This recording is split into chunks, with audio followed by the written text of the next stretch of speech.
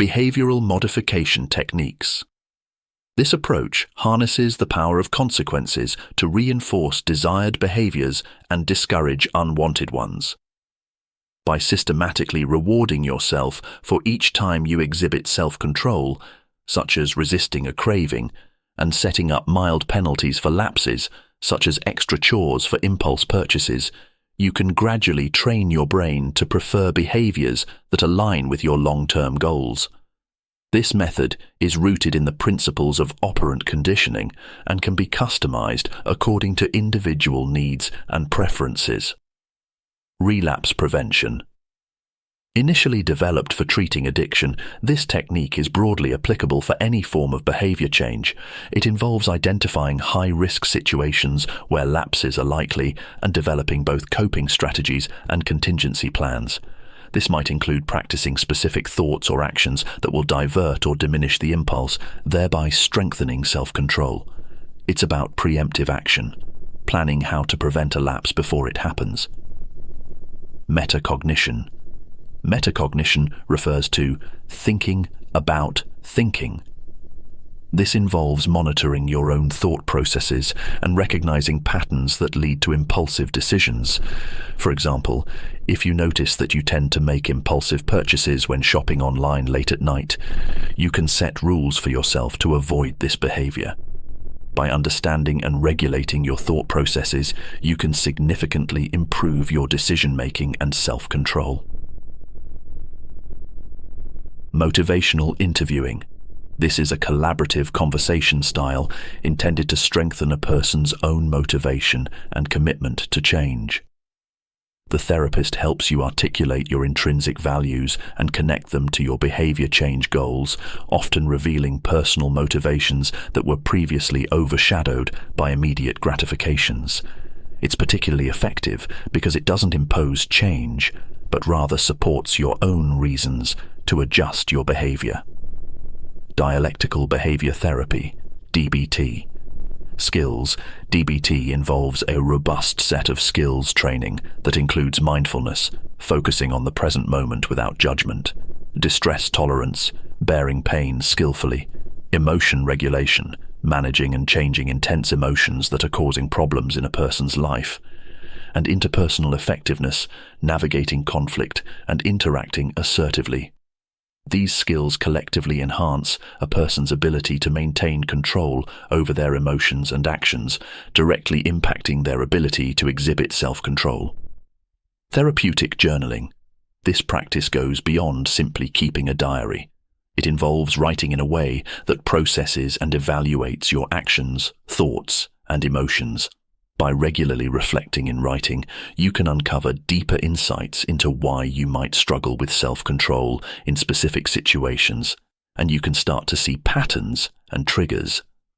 This awareness can guide you in making more conscious choices and in developing strategies to handle similar situations in the future.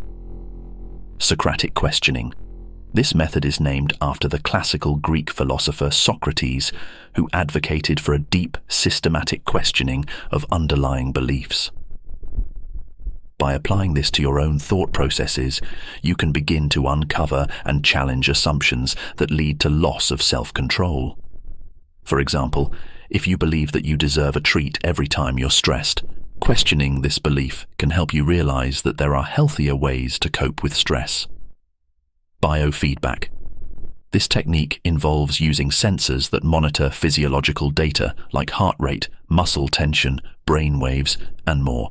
With the help of a trained professional, you learn to control these bodily processes through conscious thought and relaxation techniques.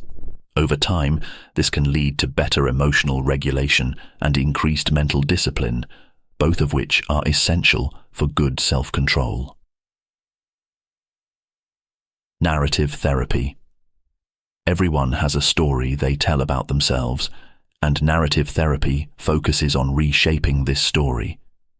If your current narrative is that you're someone who can't resist temptation, narrative therapy helps you rewrite that to highlight your capabilities and successes. This reframing can change your self-perception, which is often the first step toward changing your behavior. Psychodynamic therapy. This therapy delves into understanding the deep-rooted causes of emotional and behavioral issues, often linking them back to early childhood experiences and unresolved conflicts.